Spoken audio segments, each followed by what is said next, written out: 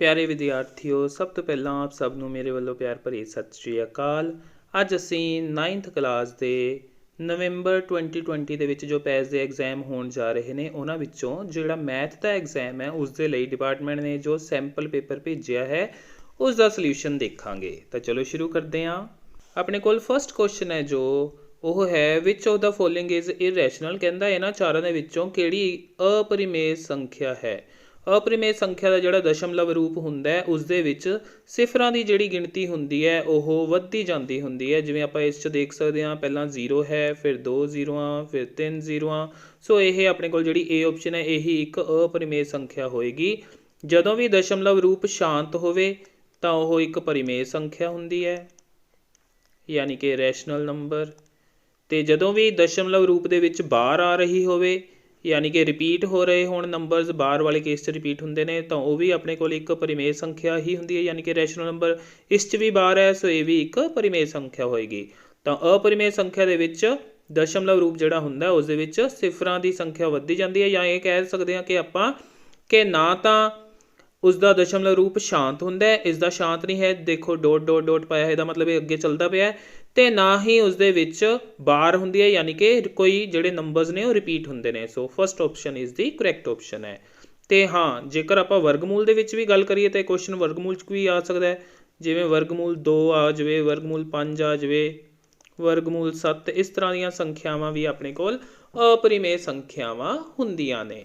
ਅੱਗੇ ਦੂਜੇ 'ਤੇ ਆਉਂਦੇ ਹਾਂ। The product of a rational and irrational number is. ਇੱਕ ਰੈਸ਼ਨਲ ਨੰਬਰ ਅਤੇ ਇੱਕ ਇਰੈਸ਼ਨਲ ਨੰਬਰ ਦੀ ਜਿਹੜੀ ਗੁਣਾ ਹੁੰਦੀ ਹੈ ਉਹ ਹਮੇਸ਼ਾ ਇੱਕ ਇਰੈਸ਼ਨਲ ਨੰਬਰ ਹੁੰਦਾ ਹੈ। ਆਪਾਂ ਦੇਖ ਸਕਦੇ ਹਾਂ ਕਿ ਇੱਕ ਰੈਸ਼ਨਲ ਨੰਬਰ 2 ਲੈ ਲੈਂਦੇ ਹਾਂ, ਉਹਦੀ ਗੁਣਾ ਕਰਦੇ ਹਾਂ ਇੱਕ ਇਰੈਸ਼ਨਲ ਨੰਬਰ ਵਰਗਮੂਲ 2 ਦੇ ਨਾਲ, ਤਾਂ ਆਪਾਂ ਨੂੰ ਮਿਲੇਗਾ 2 ਵਰਗਮੂਲ 2, ਕਿਉਂਕਿ ਇਸ ਦੇ ਵਿੱਚ ਵੀ ਵਰਗਮੂਲ ਰਿਹਾ ਆਨਸਰ ਦੇ ਵਿੱਚ ਵੀ। ਸੋ ਗੁਣਾ ਕਰੇ ਤੇ ਆਪਾਂ ਨੂੰ ਇੱਕ ਇਰੈਸ਼ਨਲ ਨੰਬਰ ਮਿਲੇਗਾ। ਸੋ ਇਸ ਦਾ ਆਨਸਰ ਹੋਏਗਾ ਆਪਣੇ ਕੋਲ ਸੀ ਆਪਸ਼ਨ, ਆਲਵੇਜ਼ ਐਨ ਇਰੈਸ਼ਨਲ ਨੰਬਰ। ਸੋ ਸੀ ਆਪਸ਼ਨ ਦੂਜੇ ਕੁਐਸਚਨ ਦੇ ਲਈ ਕਰੈਕਟ ਆਪਸ਼ਨ ਹੈ। ਤੀਜੇ ਕੁਐਸਚਨ 'ਤੇ ਆਉਂਦੇ ਹਾਂ, ਤਾਂ ਉਹਨਾਂ ਨੇ ਕਹਿ ਰੱਖਿਆ ਕਿ x+1 ਹੈ ਜਿਹੜਾ ਉਹ is factor of 2x² + kx। ਤਾਂ ਆਪਾਂ k ਦੀ ਵੈਲਿਊ ਲੱਭਣੀ ਹੈ। ਹੁਣ ਇਹ x+1 ਇਜ਼ ਦਾ ਫੈਕਟਰ ਹੈ। ਪਹਿਲਾਂ x+1 ਨੂੰ 0 ਦੇ ਇਕੁਅਲ ਕਰਾਂਗੇ, ਉੱਥੋਂ x ਦਾ ਮੁੱਲ ਕੱਢਾਂਗੇ ਜੋ ਕਿ ਆ ਜਾਏਗਾ -1 ਉੱਧਰ ਲਿਜਾ ਕੇ ਇਹਨੂੰ। ਹੁਣ ਆਪਾਂ ਇਸ ਦੇ ਵਿੱਚ x ਦੀ ਜਗ੍ਹਾ 'ਤੇ -1 ਭਰਾਂਗੇ ਅਤੇ ਉਹਦੇ ਸਾਹਮਣੇ ਰੱਖਾਂਗੇ 0 ਨੂੰ। ਸੋ 2 ਦੇ ਨਾਲ -1 ਉਸ ਦਾ ਸਕੁਅਰ ਪਲੱਸ k ਉਹਦੇ ਨਾਲ -1 x ਦੀ ਜਗ੍ਹਾ 'ਤੇ, ਅਤੇ ਸਾਹਮਣੇ ਰੱਖਿਆ ਜਾਏਗਾ 0, ਕਿਉਂਕਿ ਉਹਨੇ ਕਿਹਾ ਸੀ ਕਿ ਇਸ ਦਾ ਫੈਕਟਰ ਹੈ। ਫੈਕਟਰ ਦੇ ਕੇਸ 'ਚ ਸਾਹਮਣੇ ਆਪਾਂ 0 ਰੱਖਣੀ ਹੁੰਦੀ ਹੈ, ਅਤੇ ਇਹ ਹੁੰਦਾ ਬਾਕੀ, ਕਿਉਂਕਿ ਫੈਕਟਰ ਹੋਵੇ ਤਾਂ ਬਾਕੀ ਆਪਣੇ ਕੋਲ 0 ਬਚਣਾ ਚਾਹੀਦਾ ਹੁੰਦਾ ਹੈ। ਸੋ ਇਹਨੂੰ ਸੋਲਵ ਕਰਕੇ k ਕੱਢਣਾ ਹੁਣ ਆਪਾਂ। ਸੋ ਇਹ ਆ ਜਾਏਗਾ 2 ਗੁਣਾ -1 ਦਾ ਸਕੁਅਰ 1 ਹੋ ਜਾਏਗਾ। ਇਹਨਾਂ ਦੀ ਗੁਣਾ ਕਰਾਂਗੇ ਤਾਂ -k ਆ ਜਾਏਗਾ, ਸਾਹਮਣੇ 0, k ਨੂੰ ਉੱਧਰ ਭੇਜ ਦਿੰਦੇ ਹਾਂ ਤਾਂ ਇੱਧਰ ਆ ਜਾਏਗਾ ਆਪਣੇ ਕੋਲ 2, k ਉੱਧਰ ਮਾਈਨਸ ਦਾ ਉੱਧਰ ਜਾ ਕੇ ਹੋ ਜਾਏਗਾ ਪਲੱਸ ਦਾ। ਸੋ k ਬਰਾਬਰ 2 ਇਸ ਦਾ ਆਨਸਰ ਆਉਣਾ ਚਾਹੀਦਾ ਹੈ, ਜੋ ਕਿ ਪਿਆ ਆਪਣੇ ਕੋਲ ਸੀ ਆਪਸ਼ਨ ਦੇ ਵਿੱਚ। So C option is the correct option ਹੈ। ਅੱਗੇ ਆਉਂਦੇ ਹਾਂ ਆਪਾਂ ਫੋਰਥ ਕੁਐਸਚਨ 'ਤੇ। y ਦੀ ਪਾਵਰ 97 + 97 ਨੂੰ ਜਦੋਂ ਭਾਗ ਕਰੀਏ y+1 ਦੇ ਨਾਲ ਤਾਂ ਬਾਕੀ ਕਿੰਨਾ ਹੋਏਗਾ। ਹੁਣ ਆਪਾਂ ਭਾਗ ਕਰਨੀ ਹੈ y+1 ਦੇ ਨਾਲ। ਸੋ y+1 ਬਰਾਬਰ 0 ਕਰਕੇ y ਦੀ ਵੈਲਿਊ ਨਿਕਲ ਆਏਗੀ ਆਪਣੇ ਕੋਲ -1। ਸੋ y ਦੀ ਜਗ੍ਹਾ 'ਤੇ ਆਪਾਂ ਰਿਮਾਈਂਡਰ ਪਤਾ ਕਰਨ ਲਈ -1 ਨੂੰ ਭਰਾਂਗੇ ਇਹਦੇ ਵਿੱਚ। ਸੋ ਰਿਮਾਈਂਡਰ ਯਾਨੀ ਕਿ ਬਾਕੀ ਜਿਹੜਾ ਹੋਏਗਾ ਉਹ ਮਿਲੇਗਾ y ਦੀ ਜਗ੍ਹਾ 'ਤੇ -1 ਭਰ ਕੇ, ਉੱਤੇ ਪਾਵਰ ਹੈ 97 ਪਲੱਸ ਪਿੱਛੇ ਆਹ ਹੈ ਆਪਣੇ ਕੋਲ 97। ਹੁਣ -1 ਦੀ ਜਦੋਂ ਆਪਣੇ ਕੋਲ ਇੱਕ ਓਡ ਘਾਤ ਹੋਵੇ, ਯਾਨੀ ਕਿ ਇੱਕ ਟਾਂਗ ਸੰਖਿਆ ਉਸਦੀ ਘਾਤ ਹੋਵੇ, ਤਾਂ ਇਸ ਦਾ ਆਨਸਰ ਹਮੇਸ਼ਾ -1 ਆਉਂਦਾ ਹੁੰਦਾ। ਜਦੋਂ ਇਸ ਦੀ ਘਾਤ ਇੱਕ ਜਿਸਤ ਸੰਖਿਆ ਹੋਵੇ ਤਾਂ 1 ਮਿਲਦਾ ਹੁੰਦਾ। ਸੋ ਇੱਥੇ -1 ਮਿਲੇਗਾ ਪਲੱਸ 97, ਸੋਲਵ ਕਰਕੇ ਆ ਜਾਏਗਾ 96। ਸੋ 96 ਬਾਕੀ ਬਚੇਗਾ, ਜੋ ਕਿ ਪਿਆ ਆਪਣੇ ਕੋਲ ਡੀ ਆਪਸ਼ਨ ਦੇ ਵਿੱਚ। ਸੋ ਤਾਂ ਕਰਕੇ D option is the correct option ਹੈ। ਅੱਗੇ ਫਿਫਥ ਕੁਐਸਚਨ 'ਤੇ ਆਉਂਦੇ ਹਾਂ। If x coordinate of a point is 0 then the point lies on. ਹਾਂਜੀ, ਆਪਣੇ ਕੋਲ ਕੋਈ ਬਿੰਦੂ ਹੈ ਜਿਸ ਦਾ x ਕੋਆਰਡੀਨੇਟ 0 ਹੈ, 0 ਕੋਮਾ ਕਿ ਨਾਲ ਕੋਈ ਹੋਰ ਲੈ ਲੈਂਦੇ ਹਾਂ 2, ਇਸ ਟਾਈਪ ਦਾ ਕੋਈ ਬਿੰਦੂ ਹੈ, x ਕੋਆਰਡੀਨੇਟ 0 ਹੈ। ਇਸ ਤਰ੍ਹਾਂ ਦੇ ਬਿੰਦੂ ਹਮੇਸ਼ਾ ਪਏ ਹੁੰਦੇ ਨੇ ਆਪਣੇ ਕੋਲ y ਧੁਰੇ ਦੇ ਉੱਤੇ। y ਧੁਰੇ ਦੇ ਉੱਤੇ ਹਮੇਸ਼ਾ ਹੀ ਜਿਹੜਾ ਬਿੰਦੂ ਹੋਏਗਾ ਉਸਦਾ एक्स कोऑर्डिनेट 0 ਹੁੰਦਾ है। सो इट मीनस ਇਹ ਪਿਆ ਹੋਏਗਾ ਆਪਣੇ ਕੋਲ y ਧੁਰੇ ਦੇ ਉੱਤੇ। So D option is the correct option है। हाँ ਜੇਕਰ ਆ ਜਾਵੇ ਕਿਸੇ ਬਿੰਦੂ ਦਾ y ਕੋऑर्डिनेट 0 है, इस तरह का बिंदु आ जाए से 5 0 ਜਿਹਦਾ y ਕੋऑर्डिनेट 0 है, ਉਹ ਵਾਲਾ ਬਿੰਦੂ ਹਮੇਸ਼ਾ ਪਿਆ ਹੁੰਦਾ ਆਪਣੇ ਕੋਲ x ਧੁਰੇ ਤੇ। ਸੋ ਇਸ ਤਰ੍ਹਾਂ ਦੇ ਬਿੰਦੂ x ਧੁਰੇ ਤੇ ਆ ਜਿਹੜੇ ਬਿੰਦੂ ਨੇ ਜਿਨ੍ਹਾਂ ਦਾ x ਵਾਲਾ 0 ਹੋਵੇ ਉਹ ਹੁੰਦੇ ਨੇ y ਧੁਰੇ ਤੇ। ਸੋ ਯਾਦ ਰੱਖਿਓ ਦੋਨਾਂ ਦੇ ਲਈ ਕੁਐਸਚਨ ਆ ਸਕਦਾ ਹੈ ਆਪਣੇ ਕੋਲ। ਅੱਗੇ ਆਉਂਦੇ ਹਾਂ 6th ਕੁਐਸਚਨ ਤੇ। Ordinate of a point is positive in. Ordinate यानी कि कोटि, y वाले कोऑर्डिनेट ਨੂੰ यानी y वाले निर्देशक अंक ਨੂੰ ਆਪਾਂ ਕੋਟੀ ਬੋਲਦੇ ਹੁੰਦੇ ਆ ਤੇ x ਵਾਲੇ ਨੂੰ ਆਪਾਂ ਬੋਲਦੇ ਹੁੰਦੇ ਆ ਭੁਜ। ਹੁਣ ਉਹਨੇ ਕਿਹਾ ਕਿ ਕੋਟੀ ਹੈ ਧਨਾਤਮਕ। ਆਪਾਂ ਦੇਖ ਲੈਂਦੇ ਆ ਚਾਰੋਂ ਜਿਹੜੀਆਂ ਕੋਆਰਡੀਨੇਟਸ ਨੇ यानी कि ਚਾਰੋਂ ਚੌਥਾਈਆਂ ਇਹਦੇ ਵਿੱਚ ਦੋਨੋਂ ਪਲੱਸ ਦੇ ਹੁੰਦੇ ਨੇ, ਇਹਦੇ ਵਿੱਚ ਦੂਜੀ ਚੌਥਾਈ 'ਚ ਮਾਈਨਸ ਤੇ ਪਲੱਸ ਦੇ ਹੁੰਦੇ ਨੇ। एक्स ਹੁੰਦਾ ਮਾਈਨਸ ਦਾ ਕਿਉਂਕਿ ਇੱਧਰ x ਮਾਈਨਸ ਦਾ ਹੁੰਦਾ, ਇੱਧਰ x ਪਲੱਸ ਦਾ, ਉੱਪਰ y ਪਲੱਸ ਦਾ, ਨੀਚੇ y ਮਾਈਨਸ ਦਾ। ਸੋ ਇਹ 'ਚ ਦੋਨੇ ਪਲੱਸ ਦੇ ਪਹਿਲੀ ਚੌਥਾਈ 'ਚ, ਦੂਜੀ ਦੇ ਵਿੱਚ x ਮਾਈਨਸ ਦਾ y ਪਲੱਸ ਦਾ, ਤੀਜੀ ਦੇ ਵਿੱਚ ਦੋਨੇ ਹੁੰਦੇ ਨੇ ਮਾਈਨਸ ਦੇ, ਤੇ ਚੌਥੀ ਦੇ ਵਿੱਚ x ਹੁੰਦਾ ਪਲੱਸ ਦਾ ਕਿਉਂਕਿ x ਦਾ ਪਲੱਸ ਆ ਗਿਆ, y ਹੁੰਦਾ ਮਾਈਨਸ ਦਾ। ਇਹ ਚੌਥੀ ਚੌਥਾਈ 'ਚ ਹੁੰਦਾ ਹੈ। ਹੁਣ ਉਹਨੇ ਕਿਹਾ ਕਿ ਜਿਹੜੀ ਕੋਟੀ ਹੈ ਉਹ ਧਨਾਤਮਕ ਹੋਵੇ। ਧਨਾਤਮਕ ਕੋਟੀ ਕਿਹ 'ਚ ਹੈ? ਇਸ 'ਚ ਹੈ, ਤੇ ਹੋਰ ਕੋਟੀ ਧਨਾਤਮਕ ਹੈ ਇਸ 'ਚ। ਸੋ ਇਟ ਮੀਨਸ ਪਹਿਲੇ ਤੇ ਦੂਜੇ ਧੁਰੇ ਦੀ ਗੱਲ ਕਰਦਾ ਪਿਆ ਉਹ। ਸੋ ਆਨਸਰ ਆਏਗਾ ਆਪਣੇ ਕੋਲ ਫਸਟ ਐਂਡ ਸੈਕਿੰਡ ਕੁਆਡਰੈਂਟ। ਸੋ ਇਹ option is the correct option ਹੈ। ਹਾਂ ਜੇਕਰ ਉਹ ਭੁਜ ਦੇ ਪੋਜ਼ਿਟਿਵ ਹੋਣ ਦੀ ਗੱਲ ਕਰਦਾ ਹੁੰਦਾ ਤਾਂ ਉਸ ਕੇਸ ਦੇ ਵਿੱਚ ਆਨਸਰ ਬਣਨਾ ਸੀ ਆਪਣੇ ਕੋਲ ਫਸਟ ਤੇ ਫੋਰਥ, ਤੇ ਦੋਨਾਂ ਦੇ ਨੈਗੇਟਿਵ ਹੋਣ ਦੇ ਲਈ ਆਪਣੇ ਕੋਲ ਥਰਡ ਕੁਆਡਰੈਂਟ ਹੁੰਦੀ ਹੈ। ਸੋ ਇਹ ਸਾਰਿਆਂ ਬਾਰੇ ਤੁਹਾਨੂੰ ਪਤਾ ਹੋਵੇ, ਕਿਸੇ 'ਤੇ ਵੀ ਕੁਐਸਚਨ ਆ ਜਾਵੇ ਤਾਂ ਕਿ ਤੁਸੀਂ ਉਹਨੂੰ ਕਰ ਸਕੋ। ਅੱਗੇ 7th ਕੁਐਸਚਨ 'ਤੇ ਆਉਂਦੇ ਹਾਂ। Which of the following statements are true. ਇਹਨਾਂ 'ਚੋਂ ਕਿਹੜੀ ਸਹੀ ਹੈ? ਪਹਿਲਾ ਹੈ only one line can pass through a single point. ਇੱਕ ਬਿੰਦੂ 'ਚੋਂ ਕੇਵਲ ਇੱਕ ਲਾਈਨ ਕੱਢ ਸਕਦੇ ਹਾਂ ਆਪਾਂ। ਪਰ ਆਪਾਂ ਦੇਖਦੇ ਹਾਂ ਇੱਕ ਬਿੰਦੂ ਦੇ ਵਿੱਚੋਂ ਤਾਂ ਅਣਗਿਣਤ ਰੇਖਾਵਾਂ ਇਸ ਤਰ੍ਹਾਂ ਆਪਾਂ ਖਿੱਚ ਸਕਦੇ ਹਾਂ। ਸੋ ਇਹ ਤਾਂ ਹੋ ਗਿਆ ਰੋਂਗ। ਸੋ ਪਹਿਲਾ ਕਰੈਕਟ ਨਹੀਂ ਹੈ। There are an infinite number of lines which can pass through 2 points. कहता दो बिंदुओं के विचों अणगिणत रेखावां कढ़ सकते हैं, पर नहीं दो बिंदुओं के विचों तो सिर्फ एक रेखा ही खिंची जा सकती है। सो दूजा भी हो गया गलत। तीजा है एक शांत रेखा दोवां पासियां तो अनंत रूप में खिंची जा सकती है। बिल्कुल ये यूक्लिड वाले चैप्टर चों है। किसी शांत रेखा नूं जिहड़ी अपने कोल इस तरह शांत रेखा हुंदी है उहनूं आपां इधर नूं ते इधर नूं जिन्ना मर्जी वधा सकते हैं। सो तीजी ऑप्शन है अपनी सही ऑप्शन। ਤੇ ਚੌਥੀ 'ਚ ਸੀਗਾ ਦੋ ਸਰਕਲ ਇਕੁਅਲ ਨੇ ਤਾਂ ਉਹਨਾਂ ਦੇ ਜਿਹੜੇ ਅਰਧ ਵਿਆਸ ਨੇ ਉਹ ਸਮਾਨ ਨਹੀਂ ਹੁੰਦੇ। ਕੋਈ ਵੀ ਦੋ ਸਰਕਲ ਇਕੁਅਲ ਹੋਣ ਤਾਂ ਉਹਨਾਂ ਦੇ ਅਰਧ ਵਿਆਸ ਬਰਾਬਰ ਹੋਣਗੇ, ਕਿਉਂਕਿ ਇਕੁਅਲ ਸਰਕਲ ਦਾ ਮਤਲਬ ਹੀ ਇੱਕ ਨੂੰ ਚੱਕ ਕੇ ਦੂਜੇ ਉੱਤੇ ਰੱਖੀਏ ਤਾਂ ਉਹਨੂੰ ਪੂਰਾ ਪੂਰਾ ਕਵਰ ਕਰੇਗਾ। ਸੋ ਅਰਧ ਵਿਆਸ ਤਾਂ ਬਰਾਬਰ ਹੋਣੇ ਚਾਹੀਦੇ ਨੇ। ਸੋ ਇਹਦੇ ਵਿੱਚ ਉਹਨੇ ਕਿਹਾ ਕਿ ਅਰਧ ਵਿਆਸ ਬਰਾਬਰ ਨਾ ਵੀ ਹੋਣ ਤਾਂ ਵੀ ਜਿਹੜੇ ਚੱਕਰ ਨੇ ਉਹ ਸਮਾਨ ਹੋ ਸਕਦੇ ਨੇ। ਸੋ ਇਹ ਵੀ ਹੈ ਆਪਣੇ ਕੋਲ ਗਲਤ। So C option is the correct option ਹੈ। ਅੱਗੇ 8th ਕੁਐਸਚਨ ਹੈ ਆਪਣੇ ਕੋਲ। There are dash number of Euclid postulates कि यूक्लिड ਦੀਆਂ ਕਿੰਨੀਆਂ ਮੂਲ ਧਾਰਨਾਵਾਂ ਨੇ। ਹਾਂਜੀ ਆਪਾਂ ਨੂੰ ਪਤਾ ਜਿਹੜੀਆਂ यूक्लिड ਦੀਆਂ ਮੂਲ ਧਾਰਨਾਵਾਂ ਨੇ ਉਹ ਨੇ 5। So C option is the correct option ਹੈ। ਇਹ ਤਾਂ ਯਾਦ ਰੱਖਣ ਵਾਲੀ ਹੀ ਹੈ ਗੱਲ। ਅੱਗੇ 9th ਕੁਐਸਚਨ ਹੈ equal sides of isosceles triangle are 12 centimetre each and perimeter 30 centimetre ਤਾਂ ਇਸ ਦਾ ਏਰੀਆ ਕਿੰਨਾ ਹੋਏਗਾ। ਸੋ ਆਪਾਂ ਇਹਦੇ ਵਿੱਚ A ਦੀ ਵੈਲਿਊ ਹੈ ਆਪਣੇ ਕੋਲ 12, B ਦੀ ਵੈਲਿਊ ਵੀ ਹੈ 12 ਤੇ ਪੈਰੀਮੀਟਰ ਹੈ ਆਪਣੇ ਕੋਲ। ਪਹਿਲਾਂ C ਦੀ ਵੈਲਿਊ ਕੱਢਦੇ ਹਾਂ। ਪੈਰੀਮੀਟਰ ਯਾਨੀ ਪਰਿਮਾਪ ਦੇ ਵਿੱਚੋਂ A ਤੇ B ਦਾ ਜੋੜ ਘਟਾ ਕੇ, ਤੇ ਪਰਿਮਾਪ ਹੈ ਆਪਣੇ ਕੋਲ 30 ਦੇ ਵਿੱਚੋਂ 12 ਤੇ 12 ਦਾ ਜੋੜ ਘਟਾਵਾਂਗੇ। ਸੋ 30 ਦੇ ਵਿੱਚੋਂ ਆਪਾਂ 24 ਨੂੰ ਘਟਾ ਕੇ ਲਿਆਵਾਂਗੇ C ਦੀ ਵੈਲਿਊ 6। ਸੋ C ਆ ਗਿਆ ਆਪਣੇ ਕੋਲ। ਹੁਣ ਆਪਾਂ S ਕੱਢਦੇ ਹਾਂ। S ਹੁੰਦਾ ਪਰਿਮਾਪ ਦਾ ਅੱਧਾ ਤੇ ਪਰਿਮਾਪ ਹੈ ਆਪਣੇ ਕੋਲ 30 ਦਾ ਅੱਧਾ ਕਰਾਂਗੇ ਤਾਂ ਆਪਣੇ ਕੋਲ ਆ ਜਾਏਗਾ ਕੱਟ ਕੇ 15। ਸੋ ਇਸ ਤੋਂ ਬਾਅਦ ਖੇਤਰਫਲ ਦਾ ਫਾਰਮੂਲਾ ਹੁੰਦਾ ਹੈ root of S S minus A S minus B S minus C S S minus A S minus B ਤੇ ਐਸ ਮਾਈਨਸ ਸੀ। ਸੋ ਇਹ ਆ ਜਾਏਗਾ ਖੇਤਰਫਲ। ਭਰਦੇ ਹਾਂ ਵੈਲਿਊਜ਼ ਭਰਦੇ ਹਾਂ। ਆਪਣੇ ਕੋਲ ਆ ਜਾਏਗਾ ਇੱਥੇ 15, ਫਿਰ 15 ਮਾਈਨਸ 12, ਫਿਰ 15 ਮਾਈਨਸ 12, ਫਿਰ 15 ਮਾਈਨਸ 6। ਓਕੇ ਫਿਰ ਇੱਥੋਂ ਆਏਗਾ 15, ਇੱਥੋਂ 3, ਇੱਥੋਂ 3 ਤੇ ਇੱਥੋਂ 9। हाँ जी, फिर ਇਹਦਾ वर्गमूल ਹੁਣ ਆ ਜਿਹੜਾ 15 ਹੈ ਇਹਨੂੰ ਲਿਖ ਸਕਦੇ ਹਾਂ 5 ਗੁਣਾ 3 ਗੁਣਾ 3 ਗੁਣਾ 3 ਗੁਣਾ ਆ 9 ਨੂੰ ਲਿਖ ਸਕਦੇ ਹਾਂ 3 ਗੁਣਾ 3 हाँ जी 3 ਦਾ ਇੱਕ ਜੋੜਾ ਪੂਰਾ 2 ਜੋੜੇ ਪੂਰੇ ਸੋ ਬਾਹਰ 3 ਗੁਣਾ 3 ਆ ਜਾਏਗਾ ਤੇ ਅੰਦਰ ਰਹਿ ਜਾਏਗਾ ਆਪਣੇ ਕੋਲ ਆਪਾਂ ਇੰਤੀਏ 15 ਸੋ ਆਪਣੇ ਕੋਲ ਆ ਜਾਏਗਾ 9 ਵਰਗਮੂਲ 15 ਇਜ਼ ਦਾ ਆਨਸਰ ਜੋ ਕਿ ਪਿਆ ਆਪਣੇ ਕੋਲ ਏ ਆਪਸ਼ਨ ਦੇ ਵਿੱਚ so A option is the correct option ਹੈ।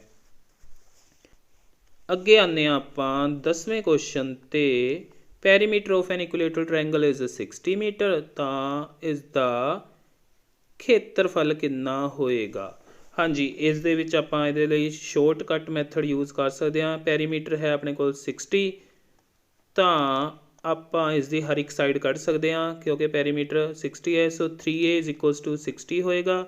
तीनों भुजावां क्योंकि बराबर होंदियां ने सो हर एक भुजा हो जाएगी अपने कोल 60/3 करके 20 ते ਜਿਹੜੀ ਆਪਣੇ ਕੋਲ ਇਕੁਏਟਰਲ ਟ੍ਰਾਇੰਗਲ ਹੁੰਦੀ ਹੈ ਸਮਭੁਜ ਦੇ ਭੁਜ ਉਸ ਦਾ ਖੇਤਰਫਲ ਪਤਾ ਕਰਨ ਦਾ ਫਾਰਮੂਲਾ ਹੁੰਦਾ √3/4 ਇਨਟੂ ਸਾਈਡ ਦਾ ਸਕੁਅਰ ਸੋ ਇੱਥੋਂ ਇਹ ਆ ਜਾਏਗਾ √3/4 ਇਨਟੂ 20 ਇਨਟੂ 20 ਕਿਉਂਕਿ ਭੁਜਾ ਹੈ ਆਪਣੇ ਕੋਲ 20 ਦਾ ਸਕੁਅਰ ਕਰ ਲਾਂਗੇ 20 ਗੁਣਾ 20 ਆ 4 ਦੇ ਟੇਬਲ 'ਚ 20 ਕੱਟਾਂਗੇ 5 ਤੇ ਸੋ 20 5 100 ਵਰਗਮੂਲ 3 ਇਸ ਦਾ ਆ ਜਾਏਗਾ ਆਨਸਰ ਜੋ ਕਿ ਪਿਆ ਆਪਣੇ ਕੋਲ डी ऑप्शन ਦੇ ਵਿੱਚ so D option is the correct option है। हाँ ਤੁਸੀਂ ਜਦੋਂ ਆਹ a ਦੀ ਵੈਲਿਊ ਕੱਢ ਲਈ ਯਾਨੀ ਕਿ ਹਰੇਕ ਭੁਜਾ ਆ ਗਈ ਇਸ ਤੋਂ ਬਾਅਦ ਤੁਸੀਂ s ਵਾਲੇ ਯਾਨੀ ਹੀਰੋ ਦੇ ਸੂਤਰ ਦੇ ਥਰੂ ਵੀ ਇਸ ਦਾ ਏਰੀਆ ਪਤਾ ਕਰ ਸਕਦੇ ਹੋ।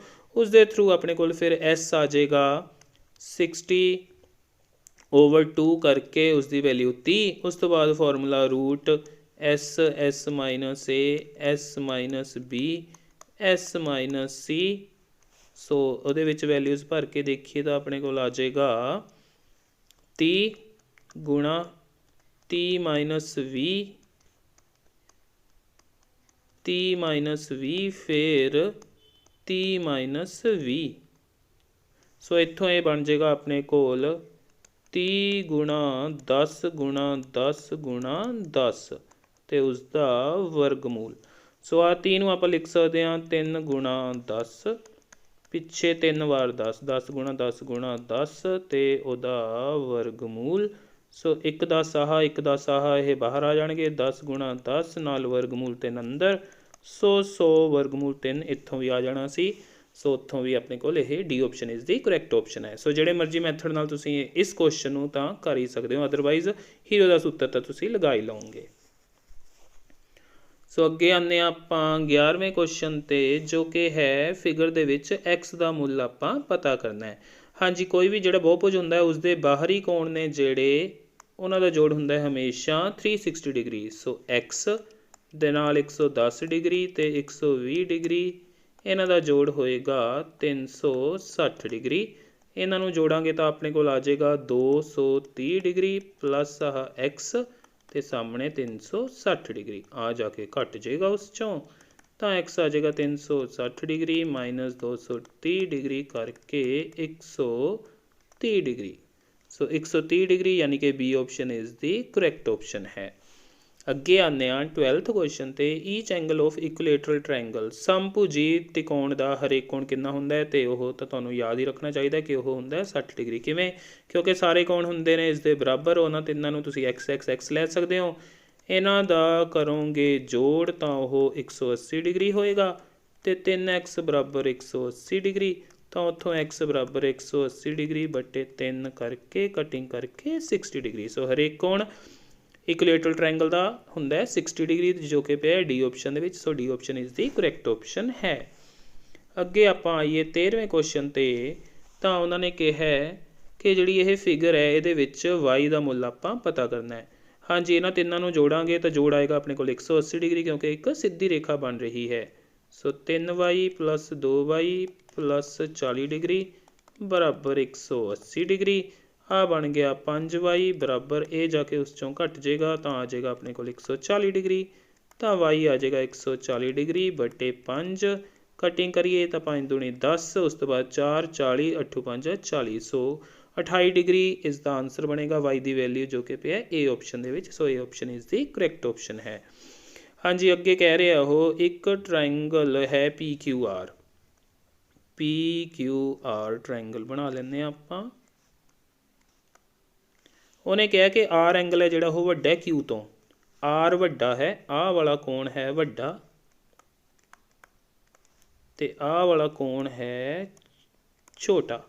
ਤਾਂ ਇਹਨਾਂ ਚੋਂ ਕੀ ਹੋਏਗਾ? ਹਾਂਜੀ, ਵੱਡੇ ਦੇ ਸਾਹਮਣੇ ਵਾਲੀ ਭੁਜਾ ਹਮੇਸ਼ਾ ਵੱਡੀ ਹੁੰਦੀ ਹੈ, ਸੋ R ਦੇ ਸਾਹਮਣੇ ਵਾਲੀ ਭੁਜਾ PQ ਹੋਏਗੀ ਵੱਡੀ ਕਿਸ ਤੋਂ? Q ਦੇ ਸਾਹਮਣੇ ਵਾਲੀ ਸਾਈਡ PR ਤੋਂ। ਸੋ PQ ਵੱਡਾ ਹੋਏਗਾ PR ਤੋਂ। ਇਹ ਕਿੱਥੇ ਪਿਆ ਆਪਣੇ ਕੋਲ? PQ ਵੱਡਾ PR ਤੋਂ। ਹਾਂਜੀ, ਇਹ ਪਿਆ ਆਪਣੇ ਕੋਲ B ਆਪਸ਼ਨ ਦੇ ਵਿੱਚ। ਸੋ B option is the correct option ਹੈ। ਯਾਦ ਰੱਖਣਾ, ਵੱਡੇ ਕੋਣ ਦੇ ਸਾਹਮਣੇ ਵਾਲੀ ਭੁਜਾ ਵੱਡੀ ਤੇ ਛੋਟੇ ਵਾਲੇ ਦੇ ਸਾਹਮਣੇ ਵਾਲੀ ਭੁਜਾ ਛੋਟੀ। ਹਾਂਜੀ, ਅਗਲਾ 15ਵਾਂ ਕੁਐਸਚਨ ਹੈ ਹੁਣ ਆਪਣੇ ਕੋਲ। ਇਹਨਾਂ ਵਿੱਚੋਂ ਕਿਹੜੀ ਕਿਸੇ ਘਟਨਾ ਦੀ ਸੰਭਾਵਨਾ ਨਹੀਂ ਹੋ ਸਕਦੀ? ਹਾਂਜੀ, ਘਟਨਾ ਦੀ ਸੰਭਾਵਨਾ 0 ਤੇ 1 ਦੇ ਰਹਿੰਦੀ ਹੁੰਦੀ ਹੈ ਵਿੱਚ ਵਿੱਚ, ਨਾ 0 ਤੋਂ ਛੋਟੀ ਨਾ 1 ਤੋਂ ਵੱਡੀ, ਘੱਟ ਤੋਂ ਘੱਟ 0 ਤੇ ਵੱਧ ਤੋਂ ਵੱਧ 1। ਘੱਟ ਤੋਂ ਘੱਟ 0 ਹੁੰਦੀ ਆ ਆਪਣੇ ਕੋਲ ਜਿਸ ਘਟਨਾ ਦੀ ਸੰਭਾਵਨਾ, ਉਹਨੂੰ ਬੋਲਦੇ ਹਾਂ ਆਪਾਂ ਅਸੰਭਵ ਘਟਨਾ, ਤੇ ਵੱਧ ਤੋਂ ਵੱਧ 1 ਹੁੰਦੀ ਹੈ ਉਸ ਨੂੰ ਬੋਲਦੇ ਹੁੰਦੇ ਆ ਆਪਾਂ ਨਿਸ਼ਚਿਤ ਘਟਨਾ। ਸੋ ਇਹ ਨਿਸ਼ਚਿਤ ਘਟਨਾ ਦੀ ਸੰਭਾਵਨਾ ਹੁੰਦੀ ਹੈ, ਅਸੰਭਵ ਘਟਨਾ ਦੀ, ਤੇ ਸੰਭਾਵਨਾ ਇਹਨਾਂ ਦੇ ਵਿੱਚ ਹੀ ਰਹਿੰਦੀ ਹੈ। ਸੋ ਉਸ ਤੋਂ ਬਾਅਦ ਆਪਾਂ ਦੇਖਦੇ ਹਾਂ ਕਿ ਇਹਦੇ ਵਿੱਚ ਆਪਸ਼ਨਸ ਕਿਹੜੀਆਂ ਕਿਹੜੀਆਂ ਨੇ। ਪਹਿਲੀ ਆਪਸ਼ਨ ਨੂੰ ਦੇਖਦੇ ਹਾਂ 2/3। 2/3 ਅੰਸ਼ ਹੈ ਆਪਣੇ ਕੋਲ ਛੋਟਾ ਤੇ ਹਰ ਹੈ ਵੱਡਾ। ਹਾਂਜੀ, ਇਹਨੂੰ ਸੋਲਵ ਕਰਾਂਗੇ ਤਾਂ ਇਹ 1 ਤੋਂ ਛੋਟੀ ਆਏਗੀ। ਹਾਂਜੀ, ਇਹ ਤਾਂ ਕਿਸੇ ਘਟਨਾ ਦੀ ਸੰਭਾਵਨਾ ਹੋ ਸਕਦੀ ਹੈ। B ਆਪਸ਼ਨ ਤੇ ਜਾਂਦੇ ਹਾਂ 3/2 ਅੰਸ਼ ਹੈ ਵੱਡਾ ਹਰ ਹੈ ਛੋਟਾ। ਸੋ ਇਹਨੂੰ ਜਦੋਂ ਆਪਾਂ 2 ਤੇ ਡਿਵਾਈਡ ਕਰਾਂਗੇ ਤਾਂ ਆਨਸਰ ਮਿਲੇਗਾ 1.5 ਜੋ ਕਿ 1 ਤੋਂ ਵੱਡਾ ਹੋ ਗਿਆ। ਸੋ ਇਹੀ ਕਿਸੇ ਘਟਨਾ ਦੀ ਸੰਭਾਵਨਾ ਨਹੀਂ ਹੋ ਸਕਦੀ। ਸੋ B ਆਪਸ਼ਨ ਕਰੈਕਟ ਆਪਸ਼ਨ ਹੋਏਗੀ। 0 ਤੇ 1 ਤਾਂ ਹੋ ਹੀ ਸਕਦੀਆਂ, ਆਪਾਂ ਪਹਿਲਾਂ ਹੀ ਡਿਸਕਸ ਕਰ ਲਈਆਂ ਨੇ। ਤੇ ਆਪਸ਼ਨ ਦੇ ਵਿੱਚ ਜੇਕਰ ਕਿਤੇ ਨੈਗੇਟਿਵ ਆਪਸ਼ਨ ਵੀ ਆਵੇ ਤਾਂ ਵੀ ਉਹ ਕਿਸੇ ਘਟਨਾ ਦੀ ਸੰਭਾਵਨਾ ਨਹੀਂ ਹੋ ਸਕਦੀ। ਸੋ ਇਹਦਾ ਵੀ ਰੱਖਣਾ ਤੁਸੀਂ ਧਿਆਨ। ਅੱਗੇ 16ਵੇਂ ਕੁਐਸਚਨ ਤੇ ਆਉਂਦੇ ਆ। When a die is thrown, ਜਦੋਂ ਇੱਕ ਪਾਸਾ ਸੁੱਟਿਆ ਜਾਂਦਾ ਹੈ, probability of getting an odd number, 4 ਤੋਂ ਘੱਟ ਇੱਕ ਟਾਂਕ ਸੰਖਿਆ ਦੀ ਸੰਭਾਵਨਾ। ਹਾਂਜੀ, 1 2 3 4 5 6 ਤੇ 4 ਤੋਂ ਘੱਟ ਟਾਂਕ ਸੰਖਿਆ ਕਿਹੜੀ ਕਿਹੜੀ ਹੈ? 1 ਤੇ 3। ਇਹ ਕੁੱਲ ਮਿਲਾ ਕੇ ਬਣੇ 2। ਸੋ 2 ਬਟੇ ਹਾਂਜੀ ਪਾਸਾ ਸੁੱਟਣ ਤੇ परिणाम ਹੁੰਦੇ ਨੇ ਸੰਭਵ 6। ਸੋ 2/6 ਕਟਿੰਗ ਕਰਾਂਗੇ ਤਾਂ ਕਟਿੰਗ ਕਰਕੇ ਆਪਣੇ ਕੋਲ ਆ ਜਾਏਗਾ 1/3। ਸੋ 1/3 ਯਾਨੀ ਕਿ B option is the correct option ਹੈ ਆਪਣੇ ਕੋਲ। ਅੱਗੇ 17ਵੇਂ ਕੁਐਸਚਨ ਤੇ ਆਉਂਦੇ ਹਾਂ ਹੁਣ ਆਪਾਂ। ਹਾਂਜੀ, ਇਹਦੇ ਵਿੱਚ ਆਪਣੇ ਕੋਲ ਉਹਨਾਂ ਨੇ ਕਿਹਾ ਕਿ ਇੰਟਰਵਲ ਬਣਾ ਕੇ ਫ੍ਰੀਕੁਐਂਸੀ ਡਿਸਟ੍ਰੀਬਿਊਸ਼ਨ ਟੇਬਲ ਬਣਾਉਣਾ ਹੈ ਆਪਾਂ। ਤਾਂ ਕਹਿੰਦਾ 370 ਤੋਂ 390 ਵਾਲਾ ਜਿਹੜਾ ਅੰਤਰਾਲ ਹੈ ਉਸਦੀ ਬਾਰੰਬਾਰਤਾ ਕਿੰਨੀ ਹੋਏਗੀ? 370 ਤੋਂ 390 ਵਾਲੀਆਂ ਸੰਖਿਆਵਾਂ ਆਪਾਂ ਇਹਨਾਂ ਚੋਂ ਗਿਣਨੀਆਂ ਨੇ, ਪਰ 390 ਉਹਨਾਂ 'ਚ ਸ਼ਾਮਿਲ ਨਹੀਂ ਹੋਣਾ ਚਾਹੀਦਾ ਕਿਉਂਕਿ ਉੱਪਰਲੀ ਸੀਮਾ ਆਪਾਂ ਨਹੀਂ ਲੈਂਦੇ ਹੁੰਦੇ। 370 ਤੋਂ 399 ਵਾਲੀਆਂ ਗਿਣਨੀਆਂ ਨੇ, ਕਹਿਣ ਦਾ ਮਤਲਬ ਆਪਾਂ 370 ਤੋਂ 399 ਵਾਲੀਆਂ ਇਹਨਾਂ ਚੋਂ ਦੇਖਦੇ ਹਾਂ ਕਿਹੜੀਆਂ ਕਿਹੜੀਆਂ ਹੋ ਸਕਦੀਆਂ ਨੇ। ਹਾਂਜੀ, ਧਿਆਨ ਦੇ ਨਾਲ ਦੇਖਣਾ ਹੈ। 370 ਤੋਂ ਲੈ ਕੇ 399 ਤੱਕ। ਹਾਂਜੀ, ਇਹਨਾਂ 'ਚ ਤਾਂ ਕੋਈ ਵੀ ਨਹੀਂ ਆਈ। 370 ਤੇ 399 ਦੇ ਵਿੱਚ ਤਾਂ ਕੋਈ ਵੀ ਨਹੀਂ ਆਈ ਆਪਣੇ ਕੋਲ। ਸੋ ਇਟ ਮੀਨਸ ਇਸ ਦਾ ਆਪਸ਼ਨ ਹੋਏਗਾ A ਆਪਸ਼ਨ ਸਹੀ ਆਪਸ਼ਨ, ਕਿਉਂਕਿ 0 ਇਸ ਦਾ ਬਣੇਗਾ ਆਨਸਰ। ਹਾਂਜੀ, ਅੱਗੇ 18ਵੇਂ ਕੁਐਸਚਨ ਤੇ ਆਉਂਦੇ ਆ। ਮੀਡੀਅਨ ਯਾਨੀ ਕਿ ਮੱਧਿਕਾ ਆਪਾਂ ਪਤਾ ਕਰਨੀ ਹੈ ਇਹਨਾਂ ਦੇ ਵਿੱਚੋਂ। ਸੋ ਸਭ ਤੋਂ ਪਹਿਲਾਂ ਆਪਾਂ ਇਹਨਾਂ ਨੂੰ ਵੱਧਦੇ ਕ੍ਰਮ ਦੇ ਵਿੱਚ ਅਰੇਂਜ ਕਰਾਂਗੇ। ਸਭ ਤੋਂ ਛੋਟੀ ਨੂੰ ਸਭ ਤੋਂ ਪਹਿਲਾਂ, ਸਭ ਤੋਂ ਛੋਟੀ ਆਪਾਂ ਦੇਖ ਸਕਦੇ ਹਾਂ ਹੈ 22। ਸੋ 22 ਆਏਗਾ। ਫਿਰ ਉਸ ਤੋਂ ਵੱਡੀ ਆਪਣੇ ਕੋਲ ਹੈ 34, ਫਿਰ 39। ਸੋ 34 ਵੀ ਹੋ ਗਿਆ, 39 ਵੀ ਹੋ ਗਿਆ। ਫਿਰ ਹੈ ਆਪਣੇ ਕੋਲ 45। 45 ਤੋਂ ਬਾਅਦ ਆਏਗਾ ਆਪਣੇ ਕੋਲ 54 ਹੈ 2 ਵਾਰ। ਸੋ 45 ਹੋ ਚੁੱਕਾ। ਫਿਰ 54 2 ਵਾਰ, 54 ਵੀ ਹੋ ਗਿਆ ਆਪਣਾ। 54 ਤੋਂ ਬਾਅਦ ਆ ਰਿਹਾ ਫਿਰ ਆਪਣੇ ਕੋਲ 56, ਫਿਰ 68। 56 ਤੋਂ ਬਾਅਦ ਹੈ 68, 56 ਵੀ 68 ਵੀ ਹੋ ਗਿਆ। ਫਿਰ 78 ਤੇ 84। ਸੋ 78 ਫਿਰ 84। ਹੁਣ ਮੱਧਿਕਾ ਕੱਢਣ ਲਈ ਆਪਾਂ ਅੱਗੋਂ ਪਿੱਛੋਂ ਅੰਕੜੇ ਛੱਡ ਦਿਆਂਗੇ। ਇਹਨੂੰ ਛੱਡਾਂਗੇ, ਇੱਧਰੋਂ ਇਹਨੂੰ ਛੱਡ ਦਾਂਗੇ ਕਿਉਂਕਿ ਮੱਧਿਕਾ ਬਿਲਕੁਲ ਵਿਚਕਾਰਲਾ ਅੰਕੜਾ ਹੁੰਦਾ ਹੈ। ਸੋ 34 ਛੱਡਾਂਗੇ, 78 ਛੱਡਾਂਗੇ, 39, ਇੱਧਰੋਂ 68, ਅੱਗੋਂ ਚੌਥਾ, ਪਿੱਛੋਂ ਵੀ ਚੌਥਾ। ਹਾਂ, ਹੁਣ ਆਪਣੇ ਕੋਲ 2 ਅੰਕੜੇ ਬਚ ਗਏ। ਹੁਣ ਇਹਨਾਂ ਦੋਨਾਂ ਨੂੰ ਨਹੀਂ ਛੱਡ ਸਕਦੇ ਤੁਸੀਂ, ਇਹਨਾਂ ਨੂੰ ਕਰਨਾ ਹੁੰਦਾ ਜੋੜ ਤੇ ਉਹਨੂੰ ਜੋੜ ਕਰਕੇ 2 ਨਾਲ ਡਿਵਾਈਡ ਕਰਨਾ ਹੁੰਦਾ ਹੈ। ਇੱਥੇ 54 ਤੇ 54 ਦਾ ਜੋੜ 108 ਬਣ ਜਾਏਗਾ। 108 ਨੂੰ 2 ਤੇ ਡਿਵਾਈਡ ਕਰੋਗੇ ਤਾਂ 54 ਹੀ ਆਏਗਾ, ਕਿਉਂਕਿ ਜਦੋਂ ਦੋਨੋਂ ਅੰਕੜੇ ਸੇਮ ਨੇ ਤਾਂ ਉਹਨਾਂ ਦੀ ਐਵਰੇਜ ਵੀ ਸੇਮ ਆਏਗੀ। ਸੋ ਜਦੋਂ ਵਿਚਕਾਰ 2 ਅੰਕੜੇ ਬਚਣ ਤਾਂ ਉਹਨਾਂ ਦੀ ਐਵਰੇਜ ਕੱਢਣੀ ਹੁੰਦੀ ਹੈ, ਯਾਨੀ ਉਹਨਾਂ ਦਾ ਜੋੜ ਬਟੇ 2 ਤੇ ਇੱਥੇ ਤਾਂ 54 ਹੀ ਆਏਗਾ। ਸੋ ਸੀ ਆਪਸ਼ਨ ਆਪਣੀ ਕਰੈਕਟ ਆਪਸ਼ਨ ਹੈ ਇਸ ਕੁਐਸਚਨ ਦੇ ਲਈ। ਹਾਂ, ਜੇਕਰ ਬਿਲਕੁਲ ਵਿਚਕਾਰ ਇੱਕੋ ਹੀ ਅੰਕੜਾ ਬਚਦਾ, ਇਸ ਤਰ੍ਹਾਂ ਅੱਗੋਂ ਪਿੱਛੋਂ ਅੰਕੜੇ ਛੱਡਦੇ ਹੋਏ, ਤਾਂ ਉਹੀ ਆਪਣੀ ਮੱਧਿਕਾ ਬਣ ਜਾਣੀ ਸੀ। ਅੱਗੇ 19th ਕੁਐਸਚਨ ਹੈ, which of the following is the equation of a line parallel to Y axis. ਹਾਂਜੀ, ਆਹ ਆਪਾਂ ਐਕਸ ਐਕਸਿਸ ਤੇ ਵਾਈ ਐਕਸਿਸ ਬਣਾ ਲਈਆਂ, ਆਹ ਵਾਈ ਡੈਸ਼ ਹੋ ਗਈ। ਤਾਂ ਇਹਨਾਂ 'ਚੋਂ ਕਹਿੰਦਾ ਕਿਹੜੀ ਹੈ ਜਿਹੜੀ ਉਹ ਵਾਈ ਧੁਰੇ ਦੇ ਸਮਾਂਤਰ ਹੋਏਗੀ, ਵਾਈ ਧੁਰੇ ਦੇ ਸਮਾਂਤਰ। ਹਾਂਜੀ, ਇਹਦੇ ਵਿੱਚ y = 0, y = 0 ਲਾਈਨ ਤਾਂ ਹੁੰਦੀ ਹੈ ਐਕਸ ਐਕਸਿਸ, ਇਹਨੂੰ ਹੀ ਆਪਾਂ y = 0 ਲਾਈਨ ਬੋਲਦੇ ਹਾਂ, ਪਰ ਇਹ ਤਾਂ ਵਾਈ ਧੁਰੇ ਦੇ ਨਾਲ 90 ਦੇ ਕੋਣ 'ਤੇ ਹੈ। ਸੋ ਪਹਿਲਾ ਆਪਸ਼ਨ ਤਾਂ ਆ ਨਹੀਂ ਸਕਦਾ ਆਪਣਾ। ਅੱਗੇ x + y = 2। ਹਾਂਜੀ, ਇਹਨੂੰ ਵੀ ਸੋਲਵ ਕਰਕੇ ਇਹਦਾ ਗ੍ਰਾਫ ਬਣਾਵਾਂਗੇ ਤਾਂ ਉਹ ਵਾਈ ਧੁਰੇ ਦੇ ਪੈਰਲਲ ਨਹੀਂ ਆਏਗੀ। ਉਸ ਤੋਂ ਬਾਅਦ y = x ਲਾਈਨ ਹੁੰਦੀ ਹੈ ਜਿਹੜੀ ਉਹ ਇੱਥੋਂ ਲੰਘਦੀ ਹੁੰਦੀ ਹੈ, ਬਿਲਕੁਲ ਐਵੇਂ ਆ y = x ਲਾਈਨ ਹੋਏਗੀ। ਅਤੇ ਲਾਸਟ ਦੇ ਵਿੱਚ ਜਿਹੜੀ ਚੌਥੀ ਹੁੰਦੀ ਹੈ x = a line. x = something ਜਿਹੜੀ ਲਾਈਨ ਹੁੰਦੀ ਹੈ, ਉਸ ਤਰ੍ਹਾਂ ਦੀ ਲਾਈਨ ਹਮੇਸ਼ਾ ਐਕਸ ਧੁਰੇ ਨੂੰ ਕੱਟ ਕੇ ਲੰਘਦੀ ਹੈ ਅਤੇ ਬਿਲਕੁਲ ਸਿੱਧੀ ਜਾਂਦੀ ਹੁੰਦੀ ਹੈ ਵਾਈ ਧੁਰੇ ਦੇ ਸਮਾਂਤਰ, ਜਾਂ ਇੱਧਰ ਹੋ ਸਕਦੀ ਹੈ। ਜੇਕਰ x = ਮਾਈਨਸ ਦਾ ਕੁਛ ਹੋਵੇ ਤਾਂ ਉਹ ਪਿੱਛੇ ਹੁੰਦੀ ਹੈ ਹਮੇਸ਼ਾ। ਸੋ ਇੱਥੇ ਹੈ x = ਪਲੱਸ ਦਾ a, ਤਾਂ x = a ਲਾਈਨ ਆਪਣੀ ਆਹ ਵਾਲੀ ਬਣੇਗੀ ਜੋ ਕਿ ਵਾਈ ਧੁਰੇ ਦੇ ਸਮਾਂਤਰ ਹੈ। So D option is the correct option ਹੈ ਇਸ ਕੇਸ ਦੇ ਵਿੱਚ। ਹਾਂ, ਜੇਕਰ ਕੁਐਸਚਨ ਆ ਜਾਵੇ ਕਿ ਐਕਸ ਧੁਰੇ ਦੇ ਸਮਾਂਤਰ ਕਿਸ ਤਰ੍ਹਾਂ ਦੀ ਲਾਈਨ ਹੋਏਗੀ, ਤਾਂ ਐਕਸ ਧੁਰੇ ਦੇ ਸਮਾਂਤਰ ਆਹ ਵਾਲੀ ਵੀ ਲਾਈਨ ਹੋ ਸਕਦੀ ਹੈ ਅਤੇ ਆਹ ਵੀ ਹੋ ਸਕਦੀ ਹੈ, ਅਤੇ ਇਹ ਹੁੰਦੀ ਹੈ ਹਮੇਸ਼ਾ y = b ਜਾਂ y = -b ਟਾਈਪ ਦੀ। ਸੋ ਯਾਦ ਰੱਖਣਾ ਹੈ, ਕਿਉਂਕਿ ਇੱਥੇ ਇਹ ਵਾਈ ਧੁਰੇ ਦੇ ਸਮਾਂਤਰ ਲਈ ਕੁਐਸਚਨ ਆਇਆ, ਤੁਹਾਨੂੰ ਪੇਪਰ ਦੇ ਵਿੱਚ ਇਹ ਐਕਸ ਧੁਰੇ ਦੇ ਸਮਾਂਤਰ ਲਈ ਵੀ ਪੁੱਛਿਆ ਜਾ ਸਕਦਾ ਹੈ। ਸੋ ਉਹਦੀ ਇਕੁਏਸ਼ਨ y = ਸਮਥਿੰਗ ਟਾਈਪ ਦੀ ਹੋਏਗੀ। ਅੱਗੇ ਆਉਂਦੇ ਹਾਂ ਆਪਾਂ 20ਵੇਂ ਕੁਐਸਚਨ 'ਤੇ, ਜੋ ਕਿ ਹੈ which of the following is the solution of x - 2y = 6। ਇਹਨਾਂ ਚਾਰਾਂ ਦੇ ਵਿੱਚੋਂ ਕਿਹੜਾ ਇਸ ਦਾ ਹੱਲ ਹੈ। ਸੋ ਆਪਣੇ ਕੋਲ ਹੈ x - 2y = 6। ਆਪਾਂ ਵਾਰੀ ਵਾਰੀ ਆ ਜਿਹੜੇ ਬਿੰਦੂ ਨੇ ਇਹ 'ਚ ਭਰ ਕੇ ਦੇਖਾਂਗੇ। ਪਹਿਲਾਂ 2 ਅਤੇ 4 ਨੂੰ ਭਰਦੇ ਹਾਂ, x ਦੀ ਜਗ੍ਹਾ 'ਤੇ 2, y ਦੀ ਜਗ੍ਹਾ 'ਤੇ 4। 2 - 8 ਜੋ ਕਿ ਹੋਏਗਾ -6, ਪਰ ਦੂਜੇ ਪਾਸੇ ਹੈ 6। ਸੋ ਇਹਦਾ ਬਰਾਬਰ ਨਹੀਂ ਆਏ, ਸੋ ਪਹਿਲਾ ਤਾਂ ਹੱਲ ਨਹੀਂ ਹੋ ਸਕਦਾ। ਦੂਜਾ ਭਰ ਕੇ ਦੇਖਦੇ ਹਾਂ, x ਦੀ ਜਗ੍ਹਾ 0 -2 × 3, ਤਾਂ ਇਹ ਵੀ ਆਪਣੇ ਕੋਲ ਸੋਲਵ ਕਰੇ ਤੇ -6 ਆਏਗਾ, ਅਤੇ ਦੂਜੇ ਪਾਸੇ ਤਾਂ 6 ਹੈ, ਸੋ ਇਹ ਵੀ ਨਹੀਂ ਹੱਲ ਹੋ ਸਕਦਾ ਆਪਣੇ ਕੋਲ। ਸੋ ਦੂਜੀ ਆਪਸ਼ਨ ਵੀ ਆਪਣੀ ਕਰੈਕਟ ਨਹੀਂ ਹੈ। ਤੀਜੀ ਆਪਸ਼ਨ ਹੈ ਆਪਣੇ ਕੋਲ -4, ਇੱਕ ਇਹਨੂੰ ਭਰ ਕੇ ਦੇਖਦੇ ਹਾਂ, x ਦੀ ਜਗ੍ਹਾ 'ਤੇ -4, ਫਿਰ ਪਿੱਛੇ -2 × 1, ਅਤੇ -4 -2 -6 ਬਣਿਆ, ਇਹ ਵੀ ਦੂਜੇ ਪਾਸੇ 6, ਸੋ ਇਹ ਵੀ ਬਰਾਬਰ ਨਹੀਂ ਹੋਏ।